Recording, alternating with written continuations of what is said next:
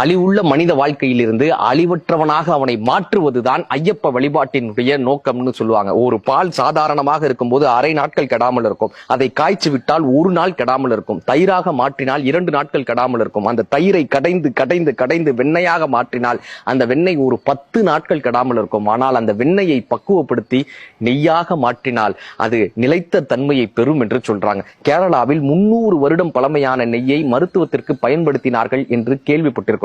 அப்படி அழிவுள்ள மனிதன் விரதங்களின் மூலமாக தன்னை கடைந்து கடைந்து கடைந்து தனக்குள் இருக்கக்கூடிய ஆன்மாவை வெளியே வர செய்து தனக்குள் இருக்கக்கூடிய அந்த நெய்யை வெளியே எடுத்து வந்தானால் அவனால் அழிவுள்ள மனித தன்மையிலிருந்து அழிவற்ற தன்மையை பெற முடியும் என்பதை ஐயப்ப வழிபாடு நமக்கு காட்டுகிறது. அசத்தோமா சத்தியமய, தவசோமா ஜோதிர்த்தமய, மிருத்யோமா அமிர்தம் தமய, ஓம் சாந்தி என்று சொல்லக்கூடிய அழிவுள்ள நிலையிலிருந்து அழிவற்ற நிலைக்கு ஒருவன் வர வேண்டும் என்றால் பாலை கடைந்து உள்ளிருந்து வெண்ணெய் எப்படி வருமோ அதுபோல் பாலுக்குள் இருக்கக்கூடிய நெய்யை போல மனதுக்குள் இருக்கக்கூடிய ஆன்மாவை விரதங்களின் மூலமாக ஒருவன் கடைந்தால் அவன் அழிவற்ற தன்மையை பெறுகிறான் என்பதை காட்டுவதே ஐயப்ப வழிபாட்டின் நோக்கம்.